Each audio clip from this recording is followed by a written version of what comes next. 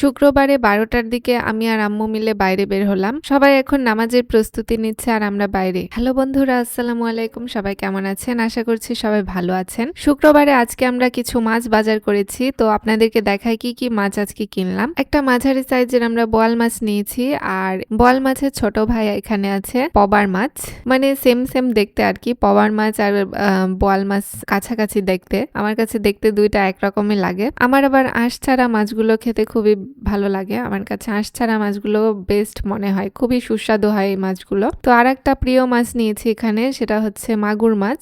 যদিও বা আমি আফ্রিকান মাগুরগুলো বেশি পছন্দ করি, বাট আজকে বাজারে পাইনি, এজন্য দেশি মাগুরই আমরা কিনলাম। আর এরপরে আছে পাঁচমিশালি মাছ, এগুলো বিভিন্ন ধরনের মাছ এখানে আছে। পুঁটি মাছ আর মোয়া মাছ, পুঁটি মাছ, ডারকা মাছ, কানস মাছ, আবার এর মধ্যে ছিল আরেকটা পবা মাছ, পবদা মাছ। তো যাই হোক, সবগুলো মিলে মাছগুলো এত টাটকা এবং এত ফ্রেশ ছিল। মাছ কিনে ফেরার পথে হঠাৎ করে দেখলাম কালাই শাক বিক্রি হচ্ছিল, তো বেশি কালাই শাক নিতে আজকে আম্মু মানা করলো, কারণ মাছ কিনলে সচরাচর মাছ কুটতে কুটতে অবস্থা খারাপ হয়ে যায়। তো এজন্য আমরা হাফ কেজি পরিমাণে খেসারি কালাইয়ের শাক নিয়েছি। কালাই শাকটা খেতে আমার ভীষণ ভালো লাগে। মাছ কিনে আনার পরে এখানে আমরা ছাদে এনে মাছ কাটার জন্য বসেছিলাম। ছাদে একদম রোদে বসেছি। এই সময়টাতে একটু একটু ঠান্ডা ঠান্ডা লাগে দুপুরবেলা। নওগাঁতে যদিও বা এখন খুবই কম ঠান্ডা, কয়েকদিনের মধ্যে হয়তোবা শীত চলেই যাবে। শুক্রবারে যে এত সুন্দর ফ্রেশ টাটকা মাছ আমরা পাবো এই দুপুরবেলা, এটা আসলে ভাবতেই কেমন জানি অবাক লাগছে। দেশি মাগুরগুলো সাইজে অনেকটা পিচ্চি ছিল, কিন্তু তারপরেও মাছগুলো ভীষণ টাটকা ছিল।